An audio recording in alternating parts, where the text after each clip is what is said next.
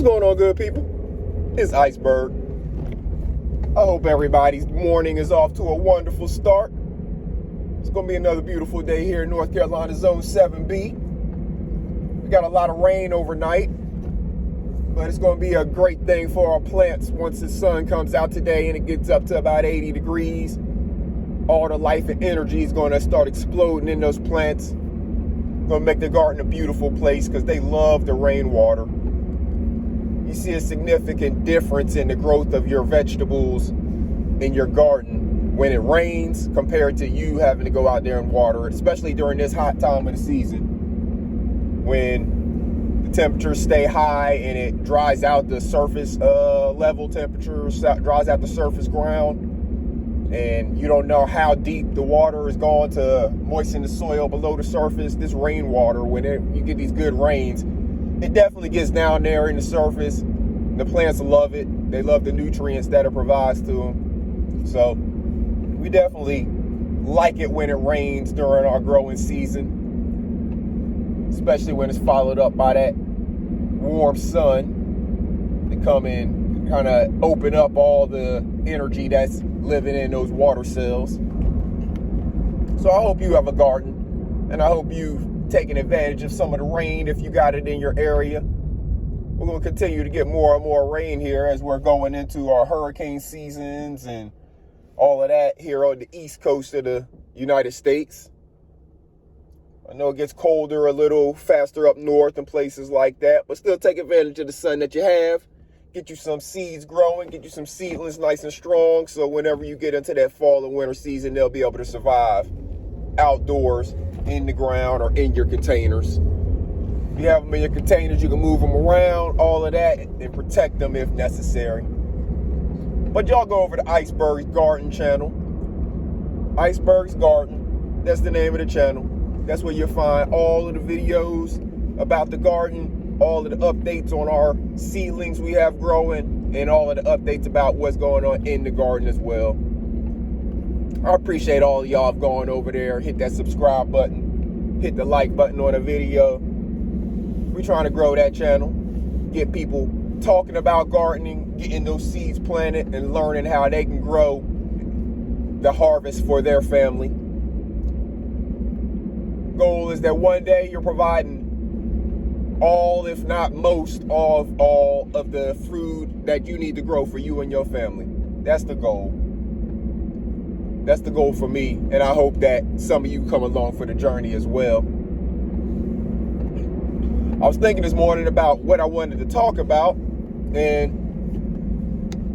of course I like to make sure that we continue to talk about some of the things that we've talked about in the past, because the stuff that I do talk about, I try to talk about things that are evergreen, let's say, that you can listen to or talk about at any time, and it's still going to be relevant. And with that being the case, we have spent a lot of time over the last couple of weeks talking about what we need to do as far as mental checkups, and maybe clearing out some of the clutter in our mind, maybe eliminating some of the people in our lives that are bringing us down. Maybe they're joy thieves, things like that. We talked about all of those things and ways and tools that we can use to figure out what is valuable in our life, what is not valuable in our life, and then what we need to do to remove the things that are not valuable. But what I did not talk about at that time was what's going to happen when you create that void in your life by eliminating things or people. It's going to create a gap of space maybe in your life. But what happens if you are on a focused mission, if you are maybe chasing some goals, and then you decide to eliminate things and or people from your life? When you create that void, it's going to get filled with a bunch of other things. Now it's up to you to decide and decipher which things you give more of your energy to, but you're going to see in a blessed way a bunch of things filter into your life once you create that space. And those new things could be some of the best things of your life that you're maybe just discovering, but you didn't have the space or capacity for those things to enter your life previously. Now that you've created the space and you have the capacity to take on some additional things, some of these new things are going to come into your life. And again, a lot of them can be blessings if you decipher them properly. So be aware that whenever you are doing your mental checkup, which you need to continuously do, you got to check up on yourself. You got to have your people to bounce things off of. But when you're doing it, if you decide that something in your life has expired, it's outlasted its season and it's time to move on to a different season, if you discover that and you eliminate that thing from your life, be aware that there's going to be a bunch of other things that come in and fill that void. And again, whenever you're eliminating things from your life, it's not just to make space, right? It's not just to make time for yourself. Yes, that could be part of it, but if you're going to make the time for yourself, make sure that you purposely fill that time slot. So if you're making time for yourself because you eliminated something else, and the time was to be quiet time, then make sure you have that blocked out on your calendar as your quiet time and you use it as that. If it was just to get rid of that thing in your life because it was causing you stress and doing you no good, then this is where something else may fill that void. Now, it may not, if you got rid of, let's say, a person in your life because they were causing you stress and stealing your joy, that doesn't necessarily mean another person is going to fill that void. It might mean another person. Depends on what you're doing and what you're putting yourself in a position to receive. But it may be an activity that fills that void. Because if that person was taking up a lot of your time and bringing you down and stealing your joy, it may be an activity to fill that void that takes up maybe the same amount of time, maybe less, maybe more. But it probably does bring you joy.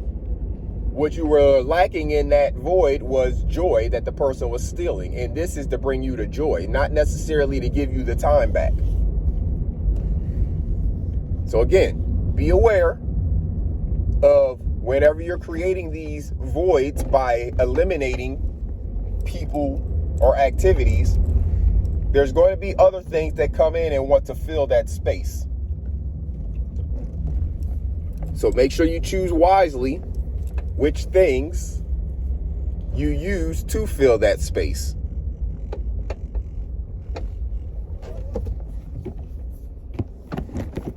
Because it could be the best decision of your life to have gotten rid of whatever it was that you felt needed to be addressed after doing your mental checkup. Whatever that thing was that you got rid of, it was necessary, I'm sure, because again, it expired. Its season had expired, and you felt like it no longer needed to be taking up space in your life. So when you fill that void, just know that it may be coming back with something that is going to create a whole new thought process for you. It may make you think differently about a whole lot of other decisions that you're making. What you're doing when you're checking in with yourself and you're actually taking the action to eliminate some things, you're doing exactly what we're intended to do.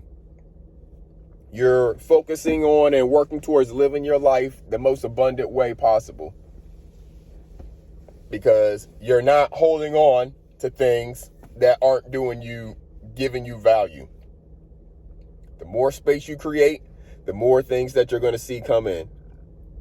And it will really change your entire outlook when some of the new things come in and fill some of those voids. And then you start to explore those things deeper. It'll change your outlook on a lot of things. It may change your employment goals. It may change your hobbies. It may change what you're doing with all your free time. But in a good way. Because what we're striving to do is find the things that bring us joy. Whether it's work, whether it's an activity, a hobby, whether it's an entrepreneurial business. Whatever it is that we're doing, We're striving to find the things that bring us joy. For me, yes, I enjoy making some of my YouTube videos. I enjoy talking to the people. I enjoy researching history. That's why we're going to go on this journey through the Green Book. I'm enjoying learning all of the stuff that I'm learning about it right now, and I'm going to enjoy even more because of the connections that are being made already. Some intentional, and some because we're putting ourselves in the right place at the right time. Just yesterday, my wife attended an event that she found out about yesterday, and she decided to go ahead and attend it. And when she got there, or while she was there at the event, lo and behold, she ends up sitting at the table with the exact person who I had just reached out to my wife earlier that day and said that I need to figure out a way to connect with this person. We just met this person over the weekend, and I said to my wife yesterday, I need to figure out a way to connect with this person so we can, do an interview and learn more information, stuff like that. And again, my wife found out about the event yesterday, decided to attend it, and end up sitting right next to the exact person who we were saying that I need to get in contact with. Built a great rapport and relationship, and they're looking forward to working together on totally different stuff, aside from what I want to work with the person on. Now look at how that works. When you create space and you're obedient, listening when opportunities are placed in front of you. Again, my wife found out about the event yesterday. She could have not even known about the event, but she found out about it a couple hours before it started, went ahead and attended it, was obedient to what she was hearing because she felt like she was told about it for a reason. And when she got there, she made connections that may totally change her outlook on what she's going to do, because it sparked a tremendous discussion between us last night about that very subject. And in that conversation and through that day yesterday and through those different interactions, she may have changed her entire outlook on what she's going to do for her sources of income. And I 100% support it, as always. So, what I'm saying to you is, always careful what you wish for, right? But don't be afraid. Don't be afraid to walk in the face of fear. Don't be afraid to pull the trigger on making that decision whenever you're doing your mental health self-check-in. Don't be afraid to pull the trigger and make that decision on, I no longer need to keep this activity or this workplace or this relationship in my life. I need to let that go, make some space. You will be surprised how quickly things come in to fill that space. Now, you can't rush the clock. Some things take longer than others, but trust me, you will be very surprised when you really do let something go. Let that situation go, let that relationship go, let that job go, whatever. You will be surprised, if you are being obedient, how quickly things come in to fill that space. Things that you never would have imagined, and things that are so much better for what it is that you want to do and be. But first, you have to take the steps. You cannot be afraid. You cannot be afraid to walk in the face of fear. Don't fear fear itself, The only thing to fear is fear. So don't fear the fear. Walk in the face of it. Understand that it's there. Acknowledge it. Acknowledge that you're afraid. Acknowledge that you're unsure about what's around that corner or what's going to happen when you jump off that cliff. Acknowledge those feelings, but then do it anyways. And you'll be amazed at the results that you get. But first, it comes with you taking the action, you letting go of some things, understanding that certain things are not in your control. Where you control your actions and your attitude. So letting go of the things that you don't control and that are bringing you down, and focusing on doing whatever it is that you need to do, taking that action. walking in the face of that fear and taking that action. That's what you got to do to see the biggest change in your life. If you want to see changes in your lives, that's what you got to do. Take action. And sometimes that requires us eliminating something that currently exists because it's expired and it's taking up space, and we don't have the capacity to accept something else in. We don't have the capacity to accept the abundant blessing that is waiting for us and is going to overflow our cup because we're holding on to this expired stuff over here. And your creator doesn't want to give you all of these beautiful, wonderful blessings because as soon as they touch that spoiled, expired stuff, all of it's going to spoil, and they know that. So until your creator sees you walking in the face of fear, having the ability to let that expired relationship, that expired job, that expired activity, whatever it is, go, the one that's spoiled, and as soon as something else touches it, it's going to rot as well. If you see, sometimes your fruit, if you have let's say a container of strawberries, right? And one of them starts to go bad, what does it do? It spreads to the other ones really quickly. That mold, it spreads really quickly. It's a growth, right? Well, if you're holding on to old, expired stuff, or you're holding on to something that is maybe like a virus in your life, or maybe like a tumor, a figurative, I'm not talking about somebody dealing with a real life tumor. Figuratively, whatever it is you're holding on to is like a cancer in your life. If you're not willing to let that go, then your creator may not be willing to open up the gate of all the blessings that are waiting to pour upon you because they don't want those blessings to get the same cancer that is currently going on and harming your life. So just think about it. Do your self checkup. Do your mental health check-in. I'm not talking to anybody specific, but I'm talking to everybody specifically. Because only you know what is going on in your life. Only you know what you need to eliminate. So this is not a pointing of fingers. This is for you to look inside. I'm pointing one finger. It's at myself. You don't see me pointing any fingers at you. I'm pointing one finger at myself because it's about me looking in the mirror just like it's about you looking in the mirror. Eliminate that bad stuff, good people. Open up the door for the abundant blessings that are ready to pour in. I'm not trying to preach to you. I'm a spiritual person. I'm not trying to tell you who your creator is, who your God is, anything like that. I'm telling you this is real life. This is life for all of us. We're all living under the same life rules, under the same rules of whoever the creator is, right? So, expel the expired stuff. Tell it it's time out for that. It's time for that stuff to go. You are opening the gate and opening the door to all of the blessings that are ready to pour upon you. And I know they're coming into my life. I feel them. I'm experiencing them. It's happening. And I hope it's happening for you and your family too, good people. But make sure you get a seed planted in the ground. That's probably the start of it. You got to take the action. You have to take action. Your creator has to see you taking action before the blessings are going to pour upon you.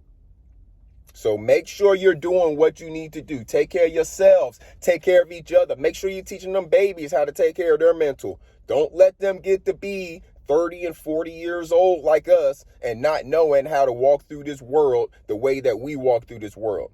Stop holding back information from them. Give it to them early. Give it to them often so they know how to go out here and not be knocked off their square by all of the influences that are going to attempt to do so.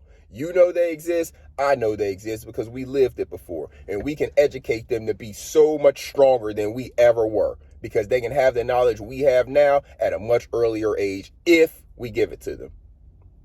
And that's why we're going to go study this history, people. We're going on a journey through the Green Book, and I'm so excited about it. I'm excited to go in here right now, start listening to an audio book about it. I got books in the mail that's on the way. I got books at the house already. I'm about to go actually talk to some people in person and learn more history about this. So I'm excited to go on this journey, good people, and I hope you all come along with me on the journey. We're going to be going to some of these historic landmark sites. We're going to be doing tours of them. We're going to talk to some of the historians who are keeping them up and making them continue to exist the way they do today. Yeah, we're going to look at some of the sites that no longer exist either. See if we can find some good photos and information about maybe the way they look back then, how they've changed over the years, and what they've become now. We are going to go through on a journey through this book, good people. It's going to be a long journey. It may be what this channel turns into altogether outside of these morning messages, of course, but hopefully y'all come along on this historical journey with me. There's so much to be learned by all of us through this. I don't care what color you are. I don't care where you come from. There's a lot for us to be learned through this. Yes, this book was predominantly for people of color and black people as a guide for travel. But there's so much that people of all races can learn because of this experience. Our history is everybody's history. Everybody in America, this is your history. Black history in America is American history. So all Americans need to understand this history and understand what different people have to go through in order to survive in a nation. Again, these things that are happening in the Green Book are less than 100 years old. It was published from 1936 to 1967. So less than 100 years old. We're talking like 50 years old in some cases, right? So let's get after it, good people. It's going to be a great journey. I'm excited about it, and I hope y'all come along on the journey with me. I'm about to get in here on the ground. I hope y'all have a wonderful day.